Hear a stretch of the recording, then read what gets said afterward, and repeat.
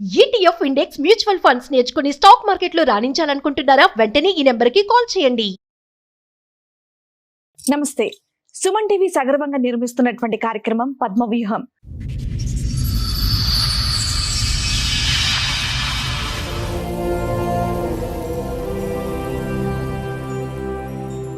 నేను బీటెక్ చదువుకున్నాను, సాఫ్ట్వేర్ ఇంజనీర్గా జాబ్ చేస్తాను. హస్బెండ్ కూడా సాఫ్ట్వేర్ ఇంజనీర్. Arrange marriage. మా పక్క విలేజ్, తనది కూడా అరేంజ్ మ్యారేజ్. సో మ్యారేజ్ అయిపోయిన 1 month వరకు పర్వాలేదు. 1 month తర్వాత యాంగర్ మేనేజ్మెంట్ ఇష్యూస్ బాగా ఉండే. ఎప్పుడైనా 5 minutes అట్లా లేట్ వెళ్ళినా ఏదైనా రోడ్ మధ్యలోనే వదిలేసి వెళ్ళిపోయేవాడు. మా మదర్ ఇంటి నుంచి వస్తుంటే చేంజ్ కావాలంటే మనీ ఇస్తే దాంతోనే ఇంటికి వెళ్ళిపోయాను ఇంకా నేను. సో అప్పటి నుంచి స్టార్ట్, ఏమైనా తీసుకురమ్మన్నా ఏదైనా చెప్పినా కూడా నైట్ అంతా ఎమోషనల్ హెరాస్మెంట్ మొత్తము.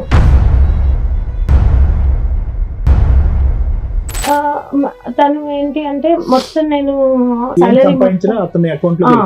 వెళ్ళిపోవాలి. ఏదైనా నాకు అవసరం ఉంటే 10-20 రూపీస్ అయినా సరే అవి నేను నీకు ఇచ్చేస్తాను, నువ్వు మాత్రం మొత్తం నీ శాలరీ అంతా నాకు క్రెడిట్ చేసేయాలి.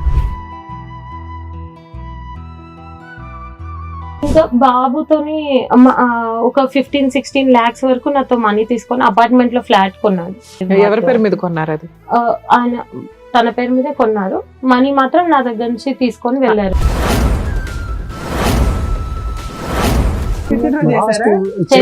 అయితే ఏమైందంటే ఇది జరుగుతుందని చిన్న అమ్మాయికి మెసేజ్ పెట్టిండు, నేను పెళ్లి చేసుకుంటాను.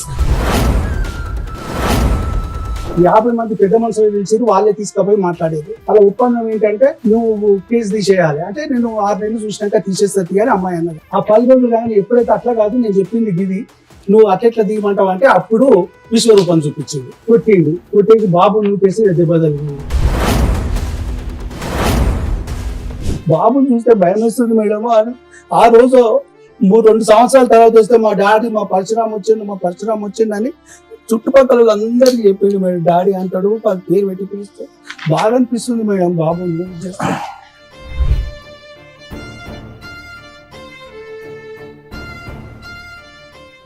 సార్, మేడం సంధ్య గారు ఆవిడ సమస్య చెప్పుకోవడానికి ఎక్కడి వరకు వచ్చారో ఆవిడ సమస్య ఏంటో అడిగి తెలుసు. సంధ్య గారు రండి.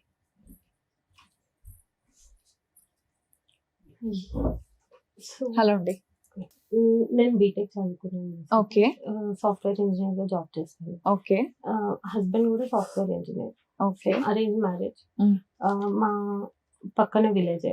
సో ఎక్కడండి మీరు? ఎక్కడి నుంచి వస్తున్నారు? వరంగల్. వరంగల్ నుంచి వస్తున్నారు. మా పక్క విలేజ్, తనది కూడా అరేంజ్ మ్యారేజ్. సో పెళ్ళైన 1 month వరకు ఫైన్, పర్వాలేదు, బాగానే ఉన్నారు. ఎంత కాలం అవుతుంది? 6 years. 6 years అవుతుంది. ఓకే. 5 years బాబు. ఓకే. మీ ఏజ్ ఎంత అప్పుడు? 30. 24 కి మ్యారేజ్ అయింది. 24. అతను బీటెక్ ఏనా? తను కూడా బీటెక్. ఇద్దరు హైదరాబాద్ లో వర్క్ చేశారు.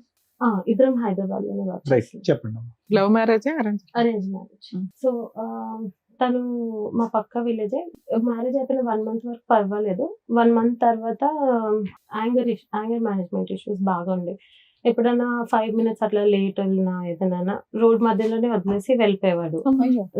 చాలా సార్లు మేము ముందు అత్తాపూర్ సైడ్ ఉండేవాళ్ళం, ఆఫీస్ కి దగ్గర అవుతుందని. ఇట్లా ఒకరోజు మా పేరెంట్స్ వాళ్ళ ఇంటికి వెళ్తే లేట్ అయిపోయింది. సో 5 minutes లేట్ అయినందుకు 7-8 ఆ టైంలో, అది కొంచెం ఏరియా కూడా నాకు అంతగా తెలీదు, రోడ్ మీదే నన్ను వదిలేసి ఆయన వెళ్ళిపోయారు. నేను మనీ అప్పుడు క్యాష్ క్యారీ చేసేదాన్ని కాదు. మా మదర్ ఇంటి నుంచి వస్తుంటే చేంజ్ కావాలంటే మనీ ఇస్తే దాంతోనే ఇంటికి వెళ్ళిపోయాను ఇంకా నేను. సో అప్పటి నుంచి స్టార్ట్, ఏమైనా తీసుకురమ్మన్నా ఏదైనా చెప్పినా కూడా నైట్ అంతా ఎమోషనల్ హెరాస్మెంట్ మొత్తము. రాగానే నన్ను కొత్తిమీర తెమ్మని పంపిస్తావా, అట్లాంటి అన్ని చిన్న వాటికి నైట్ అంతా గొడవ పెట్టేసి చాలా మొత్తం ఎమోషనల్ గా డ్రైన్ చేసేసి. ఇంట్లో ఎవరెవరు ఉంటారండి? నేను, హస్బెండ్. అప్పటికి మాత్రం ఇద్దరమే. 1 month అయింది అప్పటికి. ఎక్కడ ఉంటారు? వాళ్ళ ఊర్లో ఉండేవాళ్ళు. 2 months. You weren't working when you were married అమ్మా? అప్పుడు మీరు పని చేయట్లేదు? I was working. You working? మరి ఎందుకు ఫైనాన్షియల్ గా అతనికి ఏదో ఎక్కడ దింపేస్తే డబ్బుల గురించి అవన్నీ తను ఏంటి అంటే మొత్తం నేను నా ఏం సాలరీ సంపాదించినా అతని అకౌంట్ లో వెళ్ళిపోద్ది. వెళ్ళిపోవాలి. ఏదైనా నాకు అవసరం ఉంటే 10-20 రూపీస్ అయినా సరే అవి నేను నీకు ఇచ్చేస్తాను, నువ్వు మాత్రం మొత్తం నీ సాలరీ అంతా నాకు క్రెడిట్ చేసేయాలి టోటల్ కంట్రోల్. మొత్తం. అట్లా స్టార్టింగ్ లో అంతేమి కంట్రోల్ చేయకపోతుండే ఫైనాన్షియల్ గా, మిగతావి ఎమోషనల్ గా ఇట్లానే డ్రైన్ చేస్తుండే. తర్వాత 2 months అప్పుడు మా అత్తయ్య వాళ్ళు వచ్చారు. వాళ్ళు అప్పటికి బాగానే ఉండింది కొంచెం. నేను మార్నింగే వెళ్ళిపోతే తను వర్క్ ఫ్రమ్ హోమ్ చేసేవాడు అప్పుడు కూడా. ఇట్లాగే కొన్ని రోజులకి మా ఇంటి ఓనర్ ఫుల్ గొడవ పెట్టేసుకున్నాను అనమాట. నేను అప్పుడు ఇంట్లో లేను. వచ్చాక నాకు జరిగింది తెలీదు, కానీ నేను డిఫెండ్ చేశాను తన్ని. డిఫెండ్ చేసి అక్కడి నుంచి తీసుకొని వేరే చోటికి షిఫ్ట్ అయిపోయాం మొత్తం. దేనికి సంబంధించి గొడవ ఏంది ఏమో తెలుసా? స్టార్టింగ్ వచ్చేసి తనకి మేము షిఫ్ట్ అవ్వడం ఇష్టం లేదు. అది కాకుండా ఈయన ఏం చేశారో నాకు తెలీదు.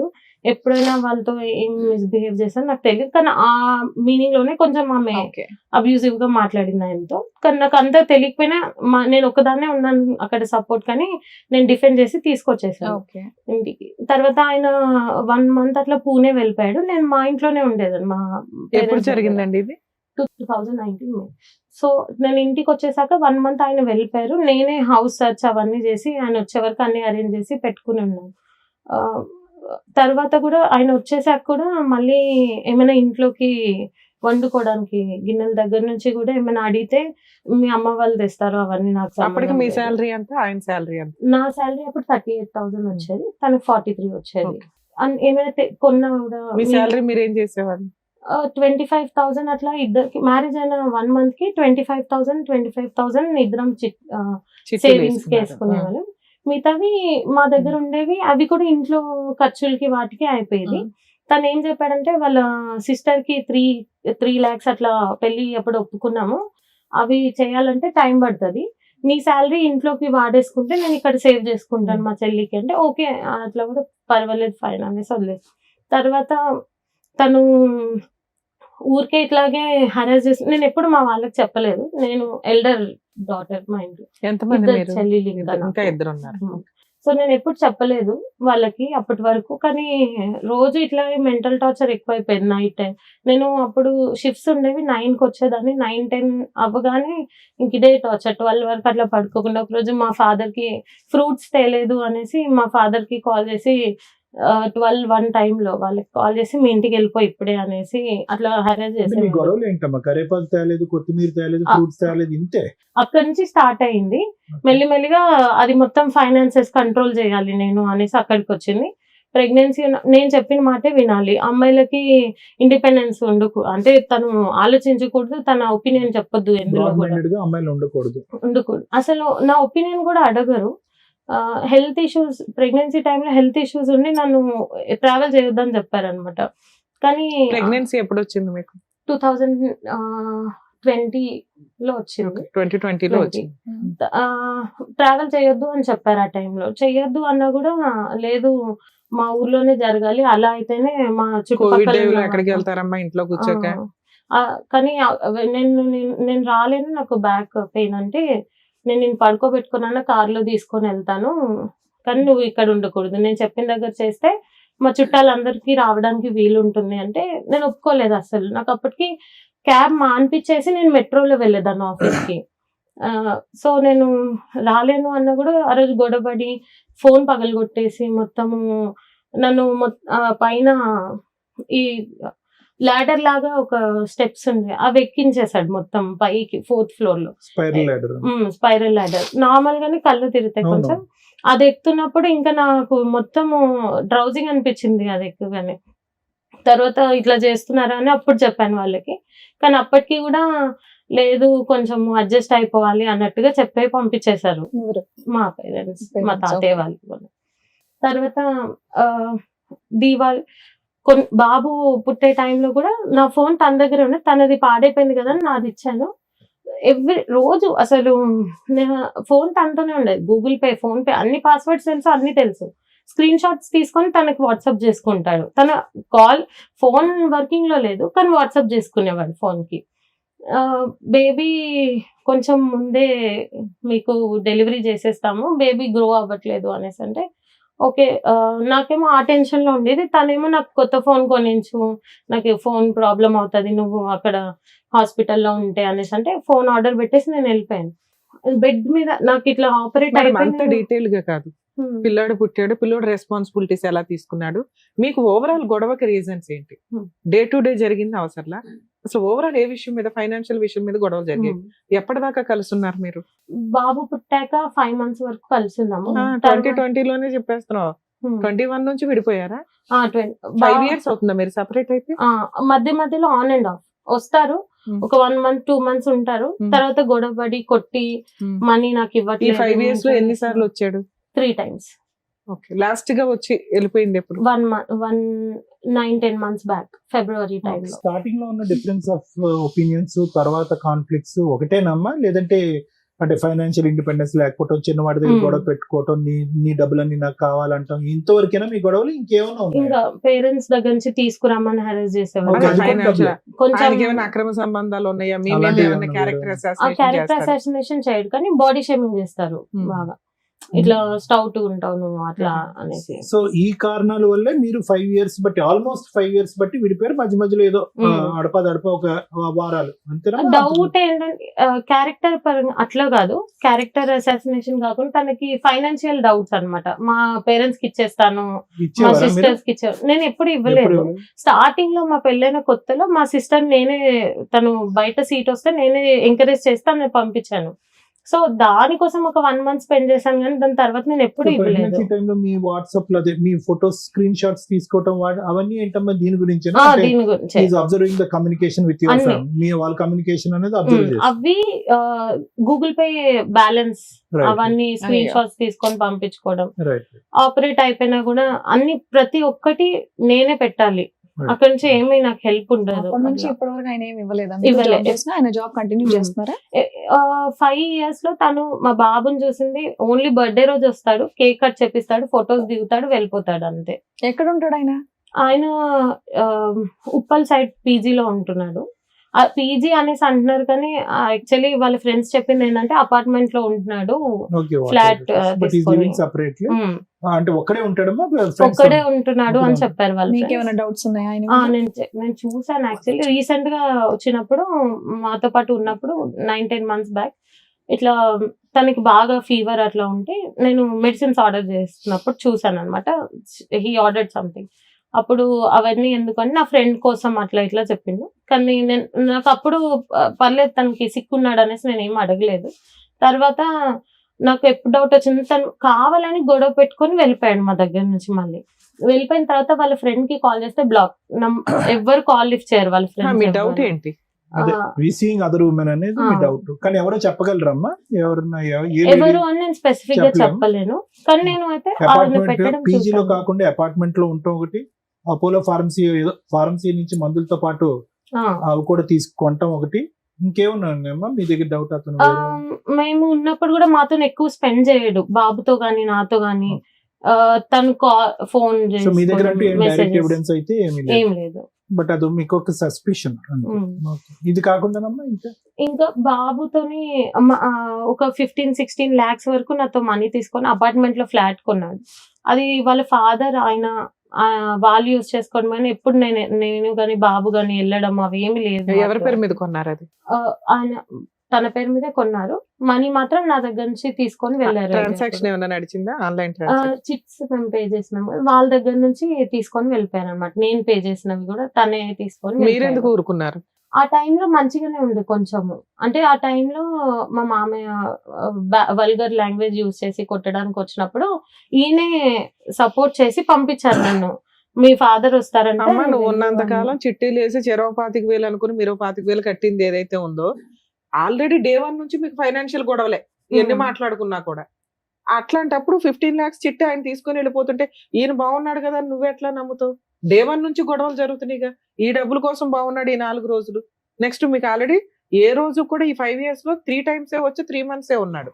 అయినా మీరు ఎందుకు ఎంటర్టైన్ చేస్తున్నారు అతన్ని? నేను మనీ పంపించకపోతే మా ఫాదర్ కి వాళ్ళకి కాల్ చేసి హరాస్ చేయడం, నేను సూసైడ్ చేసుకుంటాను, నాకు మెంటల్ ప్రెషర్ ఎక్కువ అరే. అయిపోతుంది అలా అనేసి. చెప్తే నువ్వెందుకు చక్కగా నమ్ముతావు, జాబ్ ఎందుకు చేసేవాళ్ళు, ఏంటావు? చదువుకున్నోళ్ళు కదా కూడా ఈ ఇలా. 5 years లో ఎంత మొత్తం పంపించారమ్మా అతనికి టోటల్ గా? చిట్టీల డబ్బు ఎంత?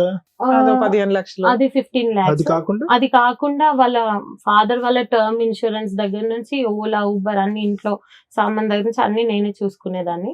ఇంట్లో అవన్నీ మనిషి లేడు, కాపురం మ్మ్. లేదు, అదే ఏమీ లేదు, పైగా బిడ్డకు ఒక నీకు తండ్రి రూపాయి లేడు. ఇవ్వాల్సింది పోయి ఎదురు అన్ని లాక్కుంటుంటే ఎందుకు ఫండ్ చేస్తున్నావు అంటే ఎప్పటికైనా అతని మనసు కరుగుతుందనా?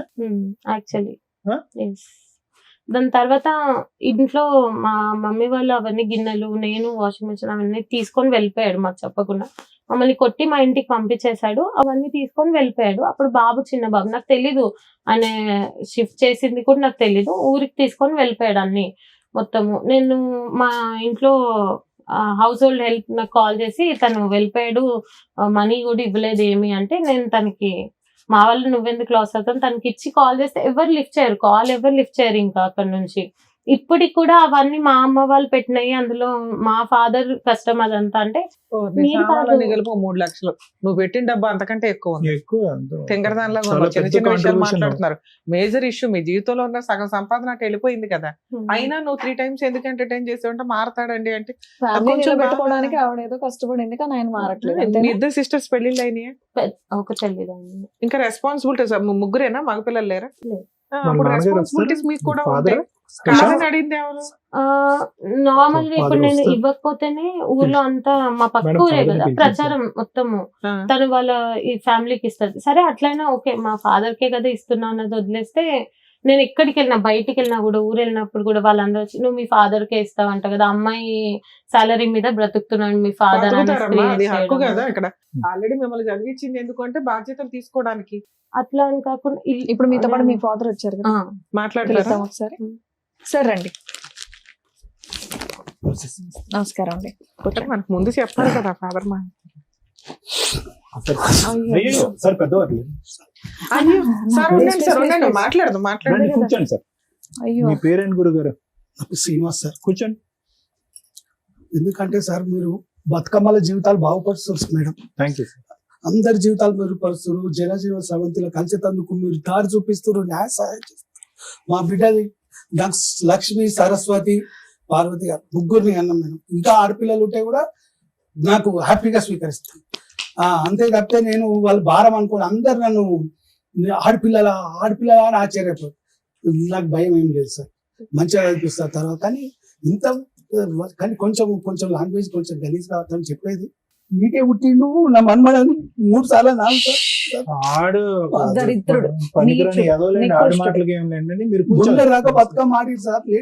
బతుకమ్మలను ఇంట్లోకి వస్తేనేమో బొమ్మలాగా చూస్తున్నారు, దేవుళ్ళు అమ్మలాగా చూస్తున్నారు. ఏందో దరిద్రం అర్థమైతలేదు మేడం. మీలాంటి వాళ్ళు మాత్రమే, ఒక రమ్య మేడం గారు, ఒక సార్, ఒక శ్రీవాణి మేడం గారు, ఇలాంటి వాళ్ళు మాత్రమే ఈ సంఘాన్ని బాగు చేయగలరు. దయచేసి గుర్తు పెట్టుకోండి మేడం. ఆడపిల్లల జీవితం మీకు ఎప్పటి నుంచో నేను అభిమానిని, మీకు నేను ఎప్పటి నుంచో చూస్తున్నా. మీకు సార్ ప్లీజ్ కూర్చోండి. కూర్చోండి శ్రీనివాస్. ఎన్నో కుక్కలు మరుగుతూ ఉంటాయి సార్. కుక్క ఎందుకు మరుగుతున్నావు మనం అడగం కదా. ఆడపిల్ల ఆమె రూపాయి కాంచి ఆమె పెట్టాలి. రూపాయి నువ్వు చెప్తున్నావు, తర్వాత చూసుకుందాం పెట్టు. మొత్తం దాదాపు 15-16 లక్షలు సార్. కాపురం చేయనప్పుడు ఇప్పుడు కాసులు ఎందుకు సార్? ఇంత దారుణం అంటే దారుణం. కేసు ఉంటే కూడా మేము 498 వేస్తే 498 అన్ని పాలతీ కేసులు అంటారు. మేము చెప్తే వాళ్ళు కేసు కట్టారుగా మేడం. మేడం ఆడ కౌన్సిలర్ మేడం గారు ఉన్నారు, ఏదో పెద్ద షార్టిస్టోడ్ ఉన్నాడమ్మా, వాడు రాకముందు నువ్వు వెళ్ళి తొందరగా కేసు కట్టేయి నేను చెప్పిన సిగ్నేచర్. ఎప్పుడు వేసారు సార్ 498? ఎంతకాలం అయింది?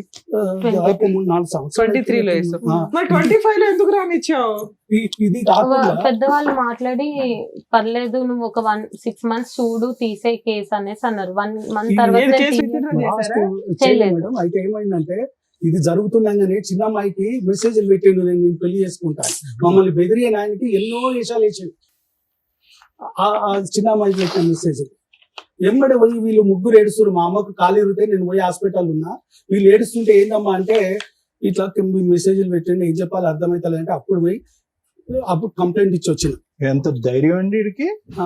అది కాకుండా మొన్న అందరు చెప్తే 4 నెలల 5 నెలల క్రితం మాట్లాడి తోలితే ఏది దొడ్డిదారిన లోక్ అదాలత్లా తీసేయాలి కేసు అని ఒత్తిడి తెచ్చింది. ఒత్తిడి వేస్తే ఈ అమ్మాయి అనేది నన్ను రమ్మలేదు 50 మంది పెద్ద మనుషులు పిలిచిరు, వాళ్ళే తీసుకుపోయి మాట్లాడారు, దూరం తీసుకపోయి. అలా ఒప్పందం ఏంటంటే నువ్వు కేసు తీసేయాలి అంటే నేను 6 నెలలు చూసినాక తీసేస్తా అని అమ్మాయి అన్నది. వచ్చినాక ఎక్కలేని ప్రేమలతో పోసిందంట 10 రోజులు. ఆ 10 రోజులు కానీ ఎప్పుడైతే అట్లా కాదు నేను చెప్పింది గిది, నువ్వు అట్లెట్లా తీయమంటావు అంటే అప్పుడు విశ్వరూపం చూపించిండు, కొట్టిండు, కొట్టేసి బాబు నూకేసి దెబ్బ తగిలింది. అప్పటిదాకా ముందో వెనకో దగ్గరికి పోయేది అలా డాడీ దగ్గర. బాబుని చూస్తే భయం వేస్తుంది మేడం. ఆ రోజు 2 సంవత్సరాల తర్వాత వస్తే మా డాడీ మా పరశురామ్ వచ్చిండు అని చుట్టుపక్కల అందరికి చెప్పిండు మేడం. డాడీ అంటాడు, పేరు పెట్టి పిలుస్తే బాగా అనిపిస్తుంది మేడం బాబుని. అందు గురించి అనే బాబు ఉన్నాడు కదా, కలిసి ఉండాలి. తర్వాత ఇంకో 2 ఉన్నారు. ఇది చదవచ్చా సార్? వీడు మీ రెండో అమ్మాయికి పెట్టిన మెసేజ్ చదవచ్చా? ఇక్కడ చదవండి సార్ దయచేసి. ఇది ఏం రాశాడంటే చూడండి, ఇది కొన్ని అర్ధరాత్రి మెసేజ్ కూడా కాదు, ఇది సాయంత్రం 6:30కి మెసేజ్. శ్రావణి నీకు ఒకటి చెప్పాలి శ్రావణి, ఇప్పటికి లేట్ అయ్యింది అంటే అమ్మాయి పాపం చెప్పండి అని అంది. I wanted to propose you in a best moment if I could have seen you before marriage. అంటే పెళ్లికి ముందు నువ్వు కనిపించుంటే నేను నీకే ప్రపోజ్ చేసి ఉండేవాడు. నాకు ఆ అవకాశం మిస్ అయిపోయా. నువ్వు ఎలా రిసీవ్ చేసుకుంటావో నాకు అర్థం కాలేదు. ఇదిగో నా నా నా మనసులోంచి చెప్పేటటువంటి మాట, నువ్వు నా బెటర్ హాఫ్ కింద ఉంటావా for the rest of my life. Don't I deserve A true caring sweet person like you. నీలాంటి అద్భుతమైన మనిషి నా జీవితంలో ఉంటావు అన్నది నాకు కావాలి. నువ్వు ఉండటానికి నువ్వు రెడీయా. అందునుంచి నేను ఇది ఎక్స్ప్రెస్ చేస్తున్నాను. ఇది ఏమన్నా ఒపీనియన్ ఉంటే కనుక వెంటనే నాకు తెలియపరచు. ఏందమ్మా ఇడు దమ్ము, ఇడు ధైర్యం, ఇడు. తర్వాత ఈ అమ్మాయి ఎంత తెలివిగా పెట్టిందంటే message, you know I talk respectfully to people. అప్పటికి గౌరవించే మాట్లాడుతుంది, ఇంటెన్షనలీ ఆర్ అన్ఇంటెన్షనలీ, తెలిసి తెలియకుండానే. మా నాన్నగారు నన్ను పెంచినటువంటి విధానం బట్టి ఈ మాత్రం మర్యాద అన్న ఇచ్చి నేను నీతో మాట్లాడుతున్నాను అని చెప్పి అక్కడితో అమ్మాయి మెసేజ్ కట్ చేసింది. అయినా కానీ వాడు పెడుతూనే పోయాడు సార్. అవును సార్, పెడుతూనే పోయాడు. ఎందుకు ఇది ఒకటి 2 పగలగొట్టకుండాని నడ్డి ఎరగొట్టకుండా ఎందుకు ఊరుకున్నారు? అమ్మాయికి మ్యారేజ్ అయింది కదండి, లాస్ట్ వన్ మేడం. ఈ అమ్మాయి లాస్ట్ మేడం, సెకండ్ వన్ కి అయిపోయింది. అయితే ఈ మధ్యన ఎప్పుడైనా మాట్లాడుతుంటే ఏం జరుగుతుందో పోతుంటే ఎంత దూరం అయినా పోదాం నాన్న, ఎంత అయినా ఖర్చు పెడతా అంటాడు. మొన్నది ఒకసారి పెద్ద మనుషులు మాట్లాడితే లేదు, అప్పుడు కూడా ఇంకా కరోనా టైంలో ఇంకా 20 రోజులు ఇది ఉంటాము, మా ఊరికి తీసుకుపోయింది మేడం. ఇవి ఉంటే నష్టమేముంది అయ్యా, పంపి ఆంచి హైదరాబాద్కి వస్తారు కదా, అక్కడ హైదరాబాద్ లో బతికేటోళ్ళని ఊరు ఉందామని తీసుకుపోయింది. ఒక 20 రోజులు ఏముంటే వచ్చేద్దామని తీసుకుపోయి అక్కడ హరాస్మెంట్, నువ్వు ఫోన్ మాట్లాడు, ఒక ఉగ్రవాది కంటే ఎక్కువ నిఘా. ఎక్కడ మాట్లాడినావు, ఏం మాట్లాడినావు, ఎందుకు మాట్లాడినావు? మీ అమ్మాయి ఇందులో ఏ ఒక్క పాయింట్ అన్న చెప్పిందా ఎంతసేపు కూర్చొని? రేపొద్దుట కోర్టులో ఎట్లా చెప్తుంది? అదే మీరు ప్రతి పాయింట్ పర్ఫెక్ట్ గా రీచ్ అయ్యేలాగా చెప్తున్నారు. మేము ఎందా నుంచి మొత్తుకునేది ఇది ఒకటేనా అంటుంటే ఒక్క ఫైనాన్షియల్ ఇష్యూ తప్ప అంత చదువుకొని అంత ఏటీఎం కార్డు లాగా మొత్తం ఇచ్చిపడేసి ఏమి క్రూయాలిటీ, ఏం బాధపడిందని చెప్పండి. సిస్టర్ మీద ఒక అబ్యూజ్ ఒక రకంగా, అది ఒక డబ్బు ఏం తీసుకోను అని ఆ కండిషన్ మీద పంపిస్తాను. డబ్బు అడగదు, మీకు అవసరం ఉంటే ఏదన్నా డెవలప్ చేస్తే తీసుకోండి, ఒకరు వాడుకోండి, అంతే తప్పితే ఇదంటే సరే అట్లా అని పెద్ద మనుషులు కూడా ఎట్లా చేస్తారు అంటే మేడం వాళ్ళకి తోచింది చేస్తారు. వాళ్ళు మీ తరపున పెద్ద మనుషులు ఎంతమంది, వాళ్ళ తరపున పెద్ద మనుషులు ఎంతమంది? పోయినప్పుడు 4-5 మాకు పెద్ద మనుషులు లేరు, మా వాళ్ళేమో కావాల్సిన పొద్దుగా ఏమంటారు పెద్ద మనుషులు? ఏది కన్క్లూజన్ రాదు, ఏది అడగరు. నువ్వు దీనికి పనిష్మెంట్ రా బాబు, ఇది ఇట్లుంటది ఇక కలిసిపోవాలి. ఏమన్నా నేను అట్లెట్లయితే ఇది విలన్, తండ్రి విలన్, మంచోడు కాదు, వాళ్ళని కలవనిస్తలేడు. అయ్యా నేను అంటలేను కాదండి. ఇక్కడ ఇది ఒకటే కాదు, అమ్మాయికి రాసింది ఒకటే కాదు, అతని బాధలన్నీ కూడా కొంతవరకు శ్రావణికి చెప్పుకున్నాడు. మీరు ఆఖరి అమ్మాయితో చెప్పుకున్నాడు. ఏంటంటే కనుక నా కొడుకు అంటే నాకు పంచ ప్రాణాలు, నా కొడుకుని చూడటానికి నాకు ఒక అవకాశం ఇవ్వండి, వాడిని చూడలేకుండా నేను బతకలేకపోతున్నాను, అది ఇది అని చెప్పి అతని వాదన అంతా వినిపించాడు. కానీ ఎందుకు ఆ అమ్మాయికి చెప్పేవాడు? అందులో ఈ అమ్మాయి కూడా అంది, ఇదేంద్ర బాబు నేను అందరికంటే చిన్నపిల్లని నాకు చెప్తున్నావు ఏంటి ఈ గొడవ అంతా కూడా, పెద్దవాళ్ళతో వచ్చి కూర్చొని మాట్లాడొచ్చు కదా అంటే కనుక నేను చెప్పేటటువంటి మాట అట్లీస్ట్ ఈ మెసేజ్ల రూపాన నువ్వు తప్ప ఎవరు ఆలకించట్లేదు, వినట్లేదు, అర్థం చేసుకోవట్లేదు, నా గోడు ఎవరు అర్థం చేసుకోవట్లేదు కాబట్టి నీకు చెప్తాను. ఓకే, ఒక మెసేజ్ బాగాలేదు, ఈ మెసేజ్ నేను ఏదైతే చదివానో అది అభ్యంతరకరమైనటువంటి మెసేజ్. కానీ అక్కడ కూడా ఏమన్నాడంటే దీన్ని క్షమించద్దులేండి కానీ చెప్తున్నాను, if you do not have any opinion please ignore it. అటువంటి నా మాట అభ్యంతరకరంగా అనిపించి నేను మాట్లాడేటటువంటిది చెత్త చెదారం అంటే కనుక ఇది ఇక్కడితో ఆపేసే అని అన్నాడు. ఆ తర్వాత ఆ అమ్మాయి కూడా మాట్లాడుతుంది. తర్వాత మాట్లాడిన సంభాషణ అంతా కూడా మా అక్కిలా ఉంది, మా అక్కిలా అనుకుంటుంది, నువ్వేమనుకుంటున్నావు అని చెప్పి ఆ అమ్మాయి తనకు వయసుకు మించినటువంటి బాధ్యత తీసుకుని మధ్యవర్తిత్వం చేయడానికి ప్రయత్నం చేసింది అందులో. కానీ ఇందులో చాలా ఇంపార్టెంట్ పాయింట్ ఒకటి ఉందమ్మా, ఎవరు కూర్చోట్లేదు, ఎవరు నా గోడు వినట్లేదు, ఎవరు నా మాట వినట్లేదు, నువ్వు తప్ప ఎవరు వినట్లేదు శ్రావణి అని అంటుంది. ఆ అమ్మాయి ఏమొచ్చి నేను ఒక పెద్ద అన్నయ్యలా నేను ట్రీట్ చేస్తున్నాను కాబట్టి నువ్వు నాకు ఎందుకు మీరందరూ కూర్చుని ఎందుకు మాట్లాడుకోలేదు, ఎందుకు ఇంత ఇలాంటి అంశాల మీద పెళ్లి పెటాకులు అయిపోవటం ఏంటి నాకు అర్థం కావట్లేదు. సార్ అవన్నీ అతను చెప్పిన ఒత్తి మాట్లాడతారు అంటే ఆయన ఎప్పుడు కొడుకుని చూడడానికి అవాయిడ్ ఎప్పుడు చేయలేదు మేడం. కొడుకుని చూడడానికి అవాయిడ్ ఎప్పుడు చేయలేదు. ఎప్పుడైనా వస్తుడు చూసుడు కనీసం మంచినీళ్ళు ఇచ్చినా కూడా కోర్టులో ఏం కేసులు పెండింగ్ ఉన్నాయి సార్? 498 వేసినాము. ఇది 354D. ఇది అమ్మాయి చిన్న అమ్మాయి. అదే ఓకే, అది వేశారు. డొమెస్టిక్ వైలెన్స్ కేసు వేశారు, అది నడుస్తుందా? ఇంటీరియర్ మెయింటెనెన్స్ వేశారా? ఎందుకని అది వేసి ఎంతకాలం అయింది? డివిసి వేసి 2 years 2023 సేమ్. సరే నేను చెప్తాను. మేడం ఇంకొకటి నెంబర్ బ్లాక్ నేను ఒక్కసారి నేను అవి కొట్టి నన్ను పంపించాక ఆడియో ఉన్నది మేడం. ఆమె కొడుతుంటే ఒక సార్ మీకు కోర్టులో కేసులు నడుస్తున్నాయి, పెద్ద మనుషులు పంచాయతీలు నడుస్తున్నాయి, కొంచెం వెల్ సెటిల్డ్ ఫ్యామిలీ, అడ్వకేట్స్ ని పెట్టుకోగలిగారు, కెపాసిటీ ఉంది. ఇక్కడ ఏమి ఎక్స్పెక్ట్ చేసి వచ్చారు? అదే మేడం ఒకటి ప్రాబ్లం చేస్తలేడు. ఇప్పుడు ఆమె ఇల్లు కట్టుకుంది మేడం, దాదాపు 1.75 లోన్ తీసుకుంది. నేను కొంత ఇచ్చేసాను. ఎవరు? మీ అమ్మాయి సొంతగా ఒక ఇల్లు కట్టుకుంది. ఎప్పుడు ఎంతకాలం అయింది కొని? ఒక 1 year. ఓకే, అతను విడిపోయినాక లాస్ట్ గా తర్వాత కొన్నావా? గృహప్రవేశం ఒక్కదాని చేసావా? మీ ఆయన వచ్చాడు? నేను ఒకదాని జస్ట్ పూజ చేసినాం అంతే. అయితే దాదాపు ఆమెకి ఇచ్చినాయి, ఆమె సంపాదించినవి వేరే కాకుండా ఒక 20 లక్షల దాకా అప్పయింది మేడం. కనీసం అవన్నీ అంటే ఇటు ఇటు పెడుతుంది. కొంచెం అవన్నా సరే, కేసు ఎట్లా నడిస్తే అట్లా, దేవుడు ఎట్లా చేస్తాడో మీలాంటి న్యాయం చేస్తారు. కనీసం అవన్నీ ఇస్తేనన్నా ఆమె అప్పులు కట్టుకుంటుంది. సరే వచ్చి కాపురం చేసుకొని నిమ్మలంగా ఆయన రూపాయి పెట్టొద్దు అమ్మాయి సార్. ఇప్పుడు 11 అవుతుంది. ఈ టైంలో ఫోన్ చేయడం కూడా కరెక్ట్ కాదు. యాక్చువల్గా కొంచెం ముందు అయితే నిజంగా మీ అల్లుడు ఫోన్ చేసి మాట్లాడి మా వంతు ప్రయత్నం నేను చేశాను. నేను చెప్పేది చెప్పుకుంటున్నా మేడం. అయితే కనీసం ఆయన ఏ కేసులు అక్కర్లేదు, మీ దగ్గర వచ్చి మీరు మంచిగా సార్ కౌన్సిలింగ్ చేస్తే ఏ కేసు అక్కర్లేదు. ఓకే మేడం, కానీ మంచిగా ఉండాలి. కాదండి, ఒపీనియన్ కదా ఇంపార్టెంట్. చెప్పనా మీరు చెప్పండి. ఆయన వచ్చినా కూడా 1 month maximum 1 month. Okay, what ever has happened in the past is past. ఇక్కడ నుంచి యు వాంటింగ్ ఒక కౌన్సిలింగ్ చేసి మిమ్మల్ని ఇద్దరిని కలిపి భార్య భర్తలుగా ఒక కొడుకు, ఈ వాతావరణాన్ని నువ్వు ఊహించుకోగలుగుతున్నావా? ఆ నమ్మకం మీకుందా? అది కావాలని కోరుకుంటున్నావా లేదా? కావాలా వద్దా?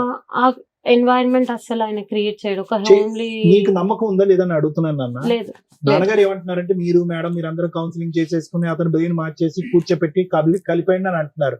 నీకు నమ్మకం లేకుండా ఆ ప్రయత్నం చేయడం కూడా వేస్ట్. మొత్తం హాస్టల్ ఎన్వైరన్మెంట్ ఉంటుంది. హాస్టల్ ఎన్వైరన్మెంట్ లో నీకు ఏం రిస్క్ ఉందని అనుకుంటున్నావు? నీకు ప్రాణభయం ఉందా? ఉంది, నాకుంది, బాబుకి కూడా. అసలు బాబుని వీడియో కాల్ చేసి చూస్తాను. 4 years అవుతుంది. ఒక్కసారి నేను బ్లాక్ కొట్టి నన్ను పంపించాక నువ్వు ఎందుకు కొడతాడమ్మా? సారీ, మనీ ఇవ్వకపోతే నేను తాగడు. తన దగ్గర ఉండాలి అంతే. అతనేమన్నా మీ మీద కేసులు వేసాడా? లేదు, నేను చేసినవని ఫాల్స్ కేసు. కాదు ఇప్పుడు ఒకటి గురువు గారు, మీరు పెద్ద మనసుతో ఒక ఆడపిల్ల జీవితం మీ కొంత కూతురు పరువు గురించి అవనియండి, కాపురం కాపాడాలి, కుటుంబం నిలవాలి అనే ప్రయత్నంతో మీరు ఇక్కడ కూర్చోండి. కానీ అటువైపు మీ ఉన్న బిడ్డ ఈ రోజు మీరు ఇందాక అన్నారు నా బిడ్డను నా గుండెల్లో పెట్టుకుని సాక్కుంటాను, నాకేం లేదన్నారు. అటువంటి బిడ్డ ఈ రోజు ప్రాణభయంతో అక్కడ అంటుంది. ప్రాణభయం అని చెప్పినా కూడా మీరు కౌన్సిలింగ్ చేసేసేయండి, ఏదో విధంగా కలిపేయండి అంటే కనుక మళ్ళీ మీరు ఇందాక నిలబడి మాట్లాడిన మాటలకు వెనక్కి తీసుకోవాల్సి వస్తుంది. సరే అంటే ఎందుకంటే మొన్నటి వరకు ఆమె ఇష్టంతోనే 3-4 నెలల క్రితము ఆమె ఇష్టంతోనే తీసుకొచ్చి మాట్లాడిపించి కూర్చున్నబెట్టి మాట్లాడిపించింది. అప్పటిదాకా ఆమె దగ్గర వ్యతిరేక భావం లేకుండా ఇప్పుడు వస్తుంది. ఎందుకు లేదు? ఈ 1 month నాకు అయినంత వరకు నేను ట్రై చేశాను చాలా బాబు కోసము. బాబు ఎప్పుడు ఆనెస్ట్లీ స్పీకింగ్ నాన్న, నీ పేరెంట్ బంగారు? శృతి. ఆనెస్ట్లీ స్పీకింగ్ ఒక మాట చెప్పాను, అసలు ఇక్కడ ఏ పద్ధతిలో అయితే ట్రై చేయాలో ఆ పద్ధతులు జరగలేదు. అసలు ఇది విడిపోకూడనటువంటి కాపురం. నిజంగా నా మనసులో మాట నేను చెప్తాను, ఇది there is no okay financial freedom లేదు, కొడతాడు, ఇవన్నీ కూడా ఇంకా ప్రతిదీ ఇలా విడగొట్టుకుని తుంచుకుంటూ పోతాయి. అంటే ఇక్కడ కూడా ఒక మార్గం ఉంది, ఏంటంటే మ్యారిటల్ థెరపీ అంటారు, మ్యారేజ్ కౌన్సిలింగ్ అంటారు. బ్యూటిఫుల్ ప్రోగ్రామ్ అది. I asked him. ఎంత బ్యూటిఫుల్ ప్రోగ్రామ్ అంటే అది. అందులో యాంగర్ మేనేజ్మెంట్ జరిగిపోతుంది, overlapping of intersection, both personalities ఇంటర్చెక్ చేస్తాము, ఏమైనా అలవాట్లు ఉంటే మాన్పిస్తాము, ఆలోచన శైలి పెంపొందిస్తాం. ఒక బ్యూటిఫుల్ ప్రోగ్రామ్. అది చేయకుండా అంటే ఈ రోజు గట్టిగా కూర్చుని మాట్లాడుకుంటే 6 సంవత్సరాల పాటు మీ పెళ్లి అయ్యింది, నేను మాట్లాడేస్తున్నాను, నేను కొద్దిగా 2 నిమిషాలు వినండి సార్. 6 సంవత్సరాల పాటు మీరు మ్యారేజ్ అయ్యింది. 6 సంవత్సరాల పాటులో గట్టిగా మాట్లాడుకుంటే ఒక్క బలమైన కారణం చెప్పండి డాక్టర్ గారు అంటే కనుక ఆర్థిక లావాదేవీ తప్ప ఏమీ లేదు ఇక్కడ.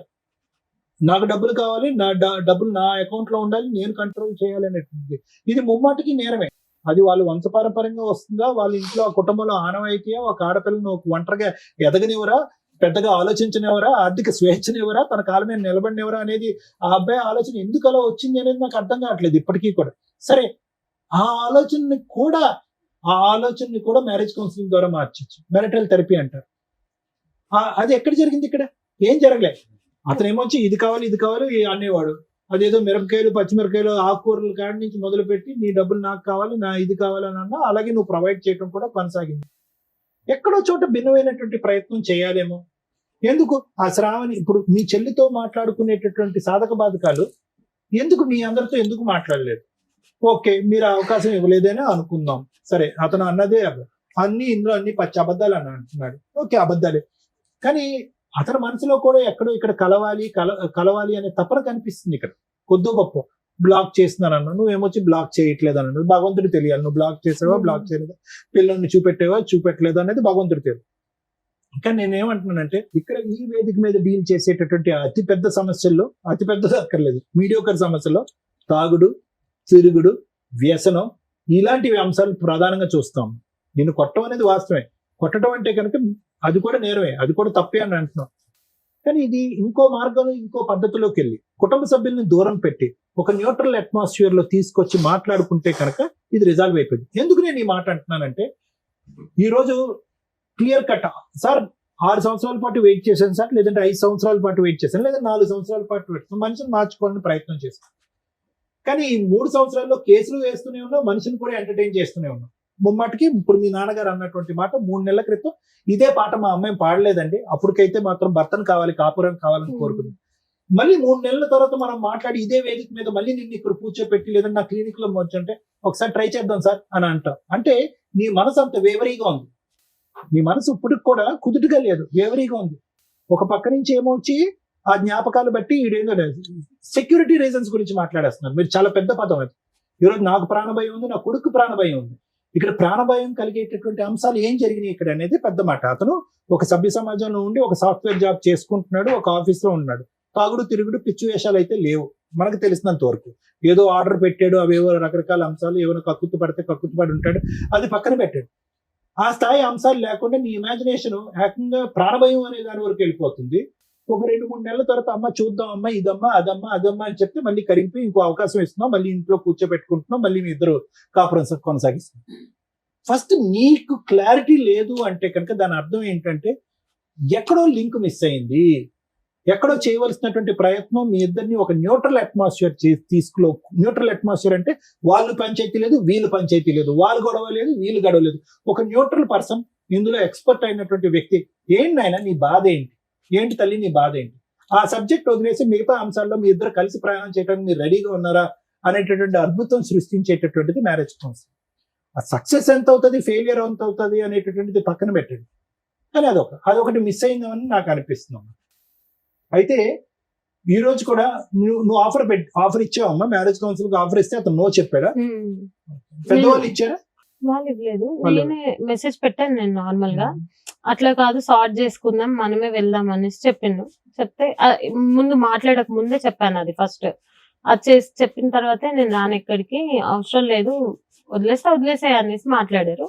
తర్వాత నేను ఇల్లు తీసుకున్నాక బాబు ఇల్లు అయిపోయింది, బాబు కూడా ఒక్కడున్నాడని అప్పుడు నేను వాళ్ళని అప్రోచ్ అయ్యి ఇట్లానే వదిలేస్తే ఇట్లాగే అయిపోతుంది, మీరు వచ్చి మాట్లాడండి, వాళ్ళకి చెప్పాను, వాళ్ళ పెద్ద వాళ్ళకి, మా వాళ్ళని కూడా తీసుకొని వెళ్ళాను, మాట్లాడించాను, ఇంటికి వచ్చాడు. దాని తర్వాత 1 month నుంచి ఇదే ఫస్ట్ కేసు తీసుకోమంటే లోక్ అదాలత్ లో అది నేను కనుక్కున్నాను. వాళ్ళు చెప్పారు లోక్ అదాలత్ లో తీసుకుంటే మళ్ళీ నీకు వేయడానికి ఉండదు, మళ్ళీ ఆయన సేమ్ బౌన్స్ బ్యాక్ అయితే నీకు ఏమి ఇది ఉండదు అంటే, సరే నేను ఇప్పటికైతే నేను చెప్పాను, అప్పటికే నేను వాళ్ళ ముందు కూడా చెప్పాను, నేను అన్ని తెలుసుకున్నాను, నాకు అంతా తెలీదు, తెలుసుకున్నాక అప్పుడు తీసేస్తాను అనేసి మాట్లాడాను.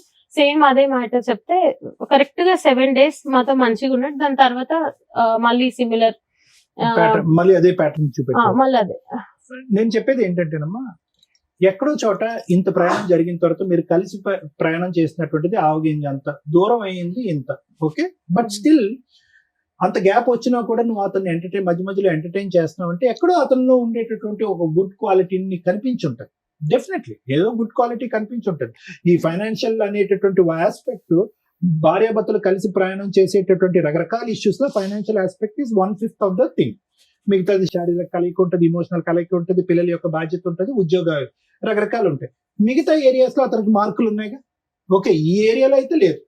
మిగతా ఏరియాస్ లో కొంతైనా మార్కులు ఇవ్వటం వల్లే కదా నువ్వు 3 సార్లు ఎంటర్టైన్ చేసావు కేసులు పెట్టిన తర్వాత కూడా. So what I'm saying is, అటువంటి అంశాన్ని తట్టి లేపేటటువంటి కార్యక్రమం మ్యారేజ్ కౌన్సిలింగ్. నేనేమంటున్నానంటే యూజువల్ గా మ్యారేజ్ కౌన్సిల్ భార్య భర్తకి, భర్త భార్యకి ప్రపోజ్ చేయకూడదు, వర్కౌట్ అవ్వదు. నేను పిచ్చోడు అని చెప్పా డాక్టర్ దగ్గర తీసుకెళ్తున్నాను అని కూడా అంటారు. అదేంటి మనలో రిజాల్వ్ చేసుకునేది మూడో మనిషి ఎందుకు, నా భార్యగా నేను చెప్తున్నాను కాబట్టి నువ్వు వినాలి, వాడెవడో కూర్చొని మన ఇద్దరి మధ్యన పంచాయతీ ఏంటి, ఈ లెక్క వెళ్ళిపోతుంది. మ్యారేజ్ కౌన్సిలింగ్ అనేది ఎక్కడ ప్రపోజ్ చేయాలంటే తెలియనటువంటి ప్రేక్షకులకి పెద్దలు కూర్చుంటారు చూడండి పంచాయతీ, ఏమయ్యా మీ అమ్మాయిని నువ్వు సపోర్ట్ చేస్తున్నావు, నా అబ్బాయిని నేను సపోర్ట్ చేస్తున్నావు, ఇది ఎక్కడ లెక్క తేరదు, ఒక కాగితం మీద 4 ముక్కలు రాసుకుంటాం, అది 3 రోజులు ముచ్చటే అవుతుంది, తర్వాత చించి పడేస్తారు, వర్కౌట్ అవ్వదు. కాబట్టి మేము వెనక్కి తప్పుకుంటాం, మీరు వెనక్కి తప్పుకుందాం, పిల్లలిద్దరిని కూడా మన మ్యారేజ్ కౌన్సిలింగ్ డిసైడ్ చేద్దాం, మీకు నచ్చినటువంటి వ్యక్తి అయినా సరే, మాకు నచ్చినటువంటి వ్యక్తి అయినా సరే, అతన్ని డిసైడ్ చేసుకుని అతని దగ్గరికి వెళ్దాం అని చెప్పుకునేటటువంటిది వర్కౌట్ అవుతుంది. సో ఇప్పటికీ కూడా నా ఉద్దేశం చెప్తున్నానమ్మా, మనస్ఫూర్తిగా నేను చెప్తున్నాను, కొంతవరకు చెడ్డోడే, కానీ దూరం పెట్టుకుని తెగదెంపులు చేసుకుని అంటే కోర్టు కేసులు లావాదేవీలు ఎంతవరకు ఉన్నాయితే నాకు తెలియదమ్మా, అది లాయర్ మేడం చెప్తారు.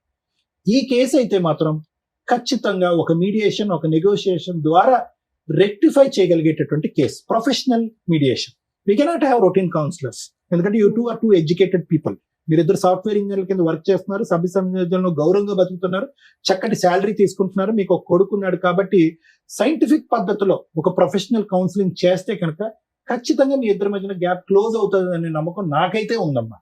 లేదు sir my thoughts have gone too far అంటే కనుక అది మీ మానసిక పరిస్థితి అని నేను చెప్తాను. ఎందుకంటే ఈ రోజు ఇలా ఉంటుంది, రేపు పొద్దున్న లేపి అరే నీకు తెలుసా ఇలా చేద్దాం ఒకసారి ట్రై చేయంటే ఓకే సార్ అంటాను, అలా ఉంది నీ పొజిషన్.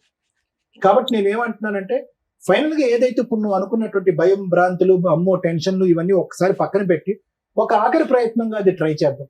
వర్కౌట్ అవుతే వెల్ అండ్ గుడ్, వర్కౌట్ అవ్వలేదు అనుకో ఆల్రెడీ నువ్వు తీసుకున్న నిర్ణయం కొద్దిగా పోస్ట్పోన్మెంట్ అవుతుంది అని. సో ఒక 6 నెలల పాటు ఎవరైనా మంచి కౌన్సిలర్ అమ్మ, ఎవరైనా మంచి మీడియేటర్, మంచి కౌన్సిలర్, ఇలాంటి అంశాలు బాగా తెలిసినటువంటి వ్యక్తి దగ్గర ఒక్కసారి వెళ్ళి ట్రై చేయండి. ఆ ప్రపోజల్ కూడా ఎవరు తీసుకొస్తారంటే నువ్వు తీసుకురావద్దు, పెద్దవాళ్ళు ఎవరైనా తీసుకొస్తే కనుక ఈ గ్యాప్ క్లోజ్ అవుతుంది అనేది నా నమ్మకం. Thank you sir. Thank you madam. ఈరోజు సమాజంలో ఏ పేరెంట్స్ చూసినా ఒకళ్ళు, ఇద్దరు, ముగ్గురు ఆడపిల్లలే ఉంటారు. ఆడపిల్లలు ఉన్న పేరెంట్సే అదృష్టవంతులు అనే సమాజంలో ప్రజెంట్ మనం. ఆయన ఆ మాటకు 3 ఆడపిల్లలకు ఒక అద్భుతమైన నిర్వచనం చెప్పాడు, లక్ష్మీ, పార్వతి, సరస్వతులు నాకు పుట్టారమ్మా అని. ఎంత హ్యాపీ అనిపించిందంటే, కానీ అలాంటి ఫాదర్కి పడే మాటలు ఏంటంటే ఆ పిల్లల్ని పర్ఫెక్ట్గా చదివిస్తారు, వాళ్ళు జాబులు చేస్తూ లక్షలు సంపాదిస్తూ ఉంటారు. ఒకవేళ వాళ్ళ కాపురాలు నాశనం అయితే డబ్బు కోసం పిల్లల కాపురాలు నాశనం చేసి ఆడపిల్లలు ఇంట్లో పెట్టుకున్నారు. ఇది చాలా కేసుల్లో మనం వింటూ ఉంటాం. పేరెంట్స్ ఓవర్ ఇన్వాల్వ్మెంట్ వల్ల కాపురాలు నాశనం అయిపోయే స్టేజ్ నుంచి ఫైనాన్షియల్ గా ఒక అమ్మాయికి ఫైనాన్షియల్ ఫ్రీడమ్ ఉంటే కాపురాలు నాశనం చేసుకుంటారు అనే స్టేజ్ లో ఈ 2 మిక్స్ అయిపోయిన కేసు ఇది. ఒక రకంగా నిజంగా తండ్రి కూతురు కాపురం నాశనం చేశాడా, నిజంగా ఒక స్త్రీ ఫైనాన్షియల్ ఫ్రీడమ్ వల్ల, వ్యక్తిగత స్వేచ్ఛ ఎక్కువగా ఉండడం వల్ల కాపురం నాశనం చేసుకుందా, లేదా భర్త మంచోడు కాదా అనే పాయింట్స్ ఈ కేసులో మాట్లాడుకుంటే తను కాపురం చెయ్యాలా వద్దా అనేది మాట్లాడొచ్చు. ఎప్పుడైనా కాపురం చెయ్యాలి అంటే అది లీగాలిటీ ఎంటర్ అవ్వక ముందే జరగాలి. వన్స్ లీగాలిటీ ఎంటర్ అయిపోయినాక ఆ నిలబడే కాపురాలు చాలా రేర్ ఈ రోజున మాట్లాడితే. 498 2023లో ఫైల్ చేసేసి ఆ తర్వాత జరిగిన మర్డర్ కేసులు, అటెంప్ట్, సెక్సువల్ అబ్యూజ్లు జరిగిన కేసులు రేపటి రోజున ఒక మచ్చ సరస్వతి మీద వేసేసారు. ఆ పిల్లకి ఇంకా పెళ్లి కావాలి. వీళ్ళు చేసిన పని ఆ పిల్ల జీవితకాలం ఆ FIR తోటి ఆయన చేసిన పనికి మాలిన మెసేజ్కి దాన్ని పాపులర్ చేసుకోవడం వల్ల ఆ పిల్ల మీద మచ్చ పడుతుంది. రేపొద్దుట ఎవరన్నా పెళ్లి చేసుకుంటే ఈ తొక్కుల కేసు కనిపిస్తుంది. మీకు అర్థం అయ్యిందా? ఆ మెసేజ్ని మీరు ఇలా పెట్టుకొని డెసిషన్ తీసుకోవాల్సింది పోయి లీగల్ గా మనకేదో అద్భుతాలు జరుగుతాయని ఒక తప్పు చేయని పిల్ల క్యారెక్టర్ని, ఎందుకంటే సమాజంలో ముందు ఆడపిల్లనే అంటారు, ఆవిడ తప్పు చేసిందా తప్పు చేయలేదా ఈ పక్కన పెట్టండి. అతను లీగల్ సపోర్ట్ కోసం అయి ఉండొచ్చు. కర్మ ఏంటంటే ఈ కేసులో అతను ఎవరో మాకు తెలియపోయినా మాకున్న సీనియారిటీ మీద అతను కరెక్టే, ఈవిడ కరెక్టే. అర్థమవుతుందా? మరి ఈ కాపురం నిలబడదా అనే పాయింట్స్ మనం మాట్లాడదాం. అతను కరెక్ట్. ఏ రకంగా కరెక్ట్? పిల్లాడిని తాపత్రయపడిపోతున్నట్టు, నాకు అసలు వీళ్ళు ఛాన్సే ఇవ్వట్లేదు, సో ఫైనాన్షియల్ గా మేమిద్దరం ఒకటే కాబట్టి నేనే లీడరు, ఎందుకంటే మా ఆవిడ సంపాదన అంతా వాళ్ళ నాన్న తినేస్తున్నాడు, వాళ్ళ అమ్మ నాన్న తినేస్తున్నారని. అమ్మాయి జాబ్ చేస్తుంటే మ్యారేజ్ టైంలోనే ముందుగా మాట్లాడుకోండి మీ అమ్మాయి శాలరీ ఏం చేస్తారు అని. ఆ టాపిక్ రాలేదు మేడం, మేము మాట్లాడలేదంటే కాపురాలు నాశనం అయిపోతాయి. 50,000 సాఫ్ట్వేర్ లేకపోతే ఏదైనా ప్రొఫెషన్ లోనో ఉంటే మా అమ్మాయికి శాలరీ ఇదిగోండి, పెళ్లికి ఎంత అప్పు అవుతుంది, మాకింత రెస్పాన్సిబిలిటీ, కూతుర్లు ఇళ్లే బాధ్యతలు ఇళ్లే తీసుకోవాలి కదా. 5 ఏళ్ళు తీసుకుంటారా 10 ఏళ్ళు తీసుకుంటారా, జీవిత కాలంలో వీళ్ళ శాలరీలోంచి పేరెంట్స్ కి ఎంత ఇస్తారు? కన్ను ఏంటంటే ఆడపిల్లల దగ్గర బతకడానికి కూడా తల్లిదండ్రులు అసహ్యంగానో లేకపోతే సమాజం ఏమనుకుంటుందో అనే భయంతో బతుకుతారు. అప్పుడు వాళ్ళని పోషించడానికి ఫైనాన్షియల్ సపోర్ట్ చేయాలి. వాళ్ళ దగ్గర ఆస్తులు ఉంటే ఓకే, లేదా ముగ్గురు ఆడపిల్లలు షేర్ చేసుకొని ఫైనాన్షియల్ గా మిమ్మల్ని చూడాలి. అది తప్పు పని కాదండి. ఎవరు మిమ్మల్ని వేలుపెట్టి ఏం చూడరు కూడా. మీ దగ్గర ఉన్నా అలా ఇవ్వడం వాళ్ళకి ఆనందం ఒక రకంగా. అది ముందుగా మాట్లాడుకోండి. ఎందుకంటే హస్బెండ్ వాళ్ళ కట్నాలు తీసుకునేటప్పుడు తక్కువ కట్నం ఏదో అనుకొని అబ్బా అమ్మాయి ఈ రోజు 50 తర్వాత ₹1,00,000 సంపాదిస్తుంది, నెలకు 1,00,00,000 సంవత్సరానికి 1,00,00,000 వస్తాయి అనుకుంటే కుదరదు. ఇవి ముందే మాట్లాడుకుంటే ఈ ఫైనాన్షియల్ విషయం మీద గొడవ జరగదు. ఇలా ఫస్ట్ టాపిక్, మేడం మా ఇద్దరికి ఇంత శాలరీ, నాకు 35 ఆయనకు 45, 25 ఇద్దరు పర్సనల్ గా దాచు, సూపర్. మిగతాది ఇద్దరం కలిపి మాట్లాడుకున్నాం, ఇల్లు నడిపిస్తామని. ఈ పెచ్చది ఏం చేసిందంటే ఈ పార్టీకి కూడా ఆళ్ళకే వెళ్లేలాగా చిట్టి మొత్తం ఇచ్చింది. ఈ హస్బెండ్ కి మార్కులు ఎక్కడ పడట్లేదు, ఆయన మాట్లాడిన పాయింట్స్ దగ్గరే మాటలు పడట్లా. ఒకటి, భార్యకి ఎంత ఫైనాన్షియల్ ఫ్రీడమ్ ఇవ్వాలో చూసుకోవాలా. తల్లిదండ్రుల కోసం ప్రాపర్టీ కొని భార్య అప్పటిదాకా సంపాదించిన 15 లక్షలు డిపాజిట్ చేసి తీసేసుకున్నాడు చిట్టీల రూపంలో. అంటే ఫైనాన్షియల్ గా అతను గ్రిప్ తీసుకోవాలనే చూసుకుంటున్నాడు డే 1 నుంచి. అలాంటి వ్యక్తితో ఈవిడ ఎక్కువ కాలం బతికిద్దంటే 10 years తర్వాత మళ్ళీ ఇక్కడే కూర్చుంటుంది. ఎందుకంటే ఇప్పుడు సొసైటీ కోసం పిల్లల కోసం అడ్జస్ట్ అయ్యింది అంటే రేపటి రోజున ఈ ఫైనాన్షియల్ క్రష్ ఏదైతే ఉందో తను భరించలేదు. ఎందుకంటే 2 lakhs అవుతుంది, 3 lakhs అవుతుంది. 2 lakhs ఆయనకి ఇవ్వాలంటే ఈవిడ చేసేది ఏంటి? ఇప్పుడు ఆయన చేస్తున్నది ఏంటి? ఇంట్లో ఆవిడ ఎదురుగా ఒక రూమ్మేట్ లాగా అన్ని షేర్ చేసుకుంటున్నప్పుడు తను నేనేం చేయగలను అనేది ఉంటుంది. తనకి రూమ్మేట్ గా ఎంత చేయాలో చేసి మిగతాది వాడుకుంటే తన పర్సనల్ ఫ్రీడమ్ అనేది, ఫైనాన్షియల్ ఫ్రీడమ్ ఉండాలి. అది అక్కడ మిస్ అయింది. 2, ఒక అల్లుడు రేపటి రోజున ఇంట్లో పెద్దల్లుడుగా కూర్చొని బాధ్యత తీసుకోవాలంటే ఆయన తండ్రి పాత్ర తీసుకోవాలి. ఆడపడుచు మరదలకి పెళ్లి చేయాలంటే మరదలు మా ఆవిడ కంటే నువ్వే బాగా అండర్స్టాండ్ చేసుకుంటున్నావు, మా మామగారు మీ నాన్న నా భార్య అసలు నన్ను అండర్స్టాండే చేసుకోవట్లేదని చిన్నపిల్లకి చెప్పడం ఏమిటి? ఆ పిల్ల జీవితకాలంలో బావ దగ్గర నాన్న అని కూర్చోగలదా, బాధ్యత తీసుకోగలదా? అది డ్యామేజ్ అయిపోయింది.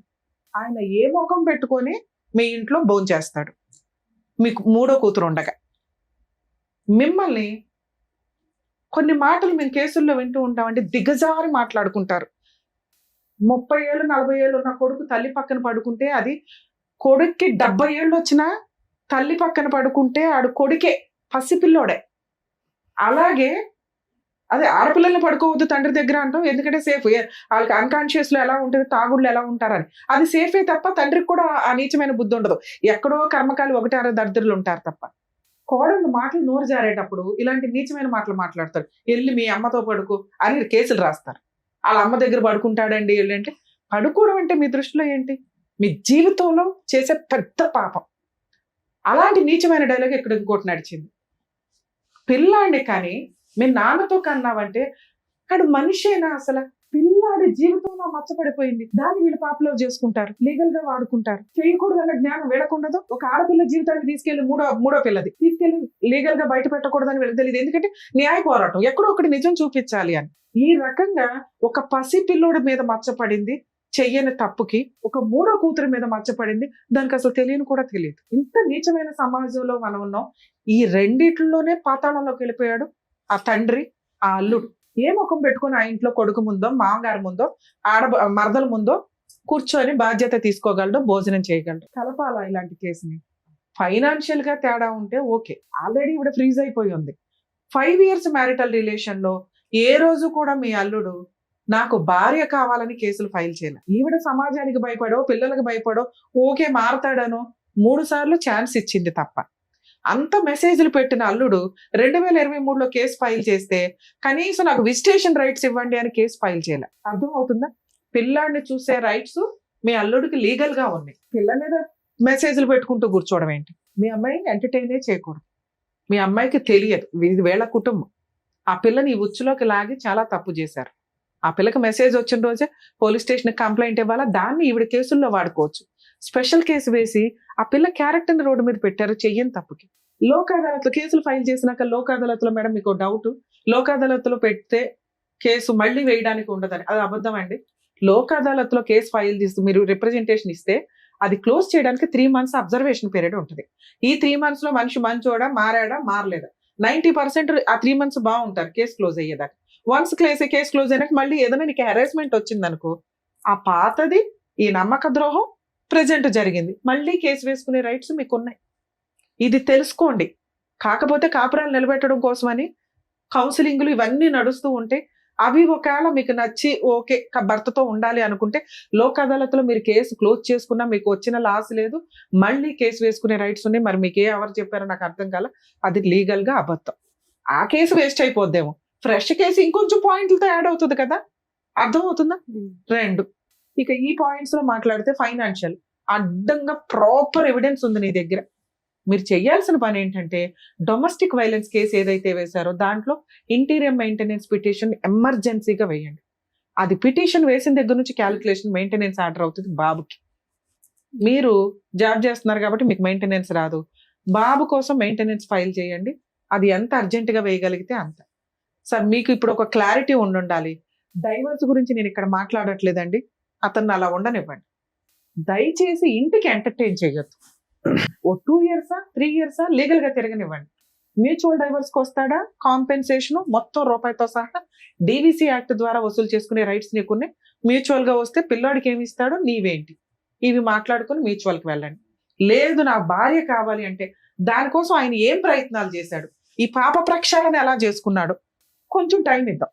నిజంగా భార్య కావాలి అంటే ముందు మామగారు కాళ్ళు పట్టుకోవాలా, ఎందుకంటే నీచమైన మాటలు మాట్లాడేసావు. మరదల కాళ్ళు పట్టుకోవాలా, దారుణమైన మెసేజ్లు పెట్టావు. అవి 2 చేసిన రోజున ఈ అమ్మాయి కౌన్సిలింగ్ ఇద్దాం. ముందు నమ్మాలి భర్తని. నువ్వు ఆ ముఖం పెట్టుకుని ఆ ఇంట్లో తిరగగలిగితే, ఆ అమ్మాయి నమ్మితే, సారో మేము కౌన్సిలింగ్ ఇవ్వడానికి ఒక్క సెకండ్ కూడా ఆలోచించాం సార్, ఎందుకంటే మా ఉద్దేశమే కాపురాలు నిలబెట్టడం.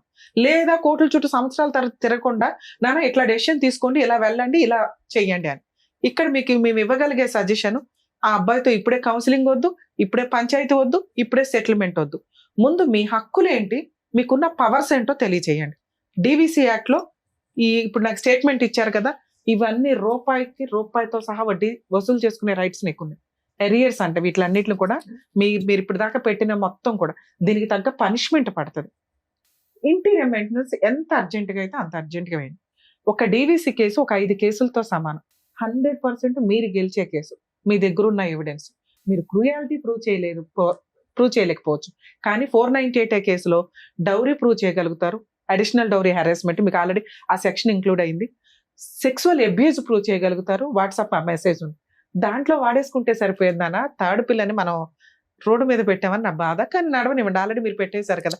వేయడానికి ముందు నాతో మాట్లాడుంటే ఎక్కువ నిలబడతలేరు కదా అందు గురించి. సార్ నిలబడడం కాదు, ఎంత న్యాయమో అంతే. ఆల్రెడీ పిల్ల ఇంకా కాపురం చేస్తే జీవితకాలం అయిపోయేది. 498 ఎందుకు నిలబడాలా? చాలు, ఒక 5 ఏళ్ళు నరకం పడతారు కదా, ఆడికి అది పనిష్మెంట్ చాలు. డొమెస్టిక్ వైలెన్స్ యాక్ట్ ప్రకారం మనకు రావాల్సింది రూపాయితో సహా రావాలి, పిల్లోడికి మెయింటెనెన్స్ రావాలి, కాంపెన్సేషన్ రా, ఇది చాలు. వాళ్ళు ఉరేసేయాలా? ఆయన చంపేస్తానంటాడు, ప్రయత్నాలు చేస్తాడు, కొడతాడు, ఫైనాన్షియల్ గా వాడేసుకుంటాడు కాబట్టి అమ్మాయి వెక్స్ అయిపోయి డమ్ గా కూర్చుంది. ఏం చెప్పాలో అమ్మాయికి అర్థం కావట్లే. అందుకనే టైం తీసుకోండి అని చెప్తాను. 2 years 3 years మనకి ఇప్పుడు డైవర్స్ తో అర్జెన్సీ లేదు. పసిపిల్లోడు ఉన్నాడు, తన ఇల్లు కొనుక్కొని తన కాళ్ళ మీద తను నిలబడుతుంది. ఇక్కడ ఏ మగాడు అవసరం ఆవిడకి లేదు. అవసరం ఉన్న రోజు ఆవిడ కాళ్ళ దగ్గరికి వస్తే ఇందాక నేను చెప్పిన 2 జరిగితే అప్పుడు కౌన్సిలింగ్ కోసం ఆలోచించండి. జరగలేదా ఆ అమ్మాయికి ఓటేయండి. ఆవిడ లైఫ్ ఆవిడ చూసుకోవడం ఆవిడకి తెలుసు. ఇక్కడ మీ మీద మచ్చపడుతుందా, సమాజం ఏమనుకుంటుందని తొక్కులో విషయాలు పక్కన పెట్టండి. ఆ 3వ పిల్లకి ఏ రకంగా గౌరవంగా 2వ అమ్మాయిని పంపించారో అలా పంపించడం మీ బాధ్యత. ఎవరు ఏమనుకుంటున్నారు అనేది పక్కన పెట్టేయండి సార్. పైన దేవుడు ఉంటారు, చూసుకుంటారు. నీచంగా మాట్లాడిన వాళ్ళ ఆలోచన విధానం రేపు ఉదయం సెకండ్ మ్యారేజ్ చేసుకుని అలాగే దరిద్రంగా ఉంటది, లేదా దానికి తగ్గ ఫలితం పడుతుంది. నాన్న మీరు పర్ఫెక్ట్ గా ఉన్నారు, మీ క్యారెక్టర్ బాగుంది, కానీ ఫస్ట్ లోనే డ్యామేజ్ అయిపోయింది మ్యారిటల్ రిలేషన్. ఆ ఫైనాన్షియల్ నువ్వు పట్టుకుంటే స్ట్రాంగ్ గా పట్టుకోవాలా, లేకపోతే వదిలేస్తే పూర్తిగా వదిలేయాలి. పట్టుకుంటూనే వాళ్ళు లాక్కునేలాగా చేసుకున్నావు. దానివల్ల నీకు ఇక్కడ నెగిటివ్ ఇంపాక్ట్ పడిపోయింది భర్త మీద, కుటుంబం మీద. అతను అట్లాంటోడే. ఆ రోజుల్లోనే ఇందాక సార్ చెప్పినట్టు పర్ఫెక్ట్ కౌన్సిలింగ్ వెళ్ళుంటే మీ మైనస్లు ఈ రోజున మొఖాలు చూసుకోకూడదు అనే స్టేజ్ లో ఉండదు. మీ కుటుంబంలో ఈ రోజు మీ హస్బెండ్ కూర్చొని మాట్లాడే పొజిషన్ కాదు. అర్థమవుతుంది, వాడు జీవితకాలం గిల్టీగానే ఉంటాడు. సో అది వర్కౌట్ అవ్వదు. అది వర్కౌట్ అవ్వాలి అంటే ఇందాక నేను చెప్పిన 2 జరగాలి. ఇలాంటి కేసుల్లో ప్లీజ్ మా రిక్వెస్ట్ అండి, కాపురాలు నిలబెట్టుకోవడానికి ఫ్యామిలీ కౌన్సిలింగ్ కి స్టార్టింగ్ లోనే వెళ్ళండి. మొహమాటమే లేదు. మీకు మీరే కరెక్ట్, అవతల వాళ్ళు కరెక్టే. ఒక్కసారి అవతల వాళ్ళ పాత్రలోకి వెళ్ళి తెలిస్తే కూర్చుంటే మీకు అర్థం అవుతుంది వాళ్ళు ఎంతవరకు కరెక్ట్ అని. అబ్బాయి మన అబ్బాయి, కూతురు మన అమ్మాయి అనుకుంటే ఆటోమేటిక్ గా కోడల వైపు మిస్టేక్స్ ఏంటో అత్తమామలకు అర్థమవుతాయి. మీ కూతురే కష్టపడుతున్నట్టు కాదు, కోడలు కూడా ఇంకోళ్ళకు కూతురే. అలాగే కొడుకు ఎట్లా కష్టపడుతున్నాడో అల్లుడు కూడా అంతే. దయచేసి కాపురాలు నాశనం చేసుకోకుండా ముందుగానే ఫ్యామిలీ కౌన్సిలింగ్కి వెళ్తే 90% కేసులు పర్ఫెక్ట్ గా నిలబడతాయని నా ఉద్దేశం. అందుకే సుప్రీంకోర్టు, జ్యుడిషియరీ కోట్లు ఖర్చు పెట్టి కౌన్సిలింగ్స్, 498లో కౌన్సిలింగ్స్, డీవీసీలో కౌన్సిలింగ్స్, లోక్ అదాలత్లో కౌన్సిలింగ్స్, ఎవరే ఎక్కడ ప్రతి చోట ఇట్లాంటి వాళ్ళు కూర్చొని మాట్లాడాలంటే కుదరదుగా. ప్లీజ్ ఒకవేళ అక్కడ మీకు కుదరకపోతే ఇంకో చోటుకి వెళ్ళి పర్ఫెక్ట్ వ్యక్తుల దగ్గర ఫ్యామిలీ కౌన్సిలింగ్ తీసుకోవడానికి 100% ప్రయత్నించండి. ఎందుకంటే మీకు పుట్టిన పిల్లలు అనాథల్లాగా బతుకుతున్నారు సమాజంలో. ఆ పాపం మీదే. Thank you ma'am. Thank you. All the best ma'am. Thank you. సరే ఇస్తాను, తీసేసుకెళ్తారు.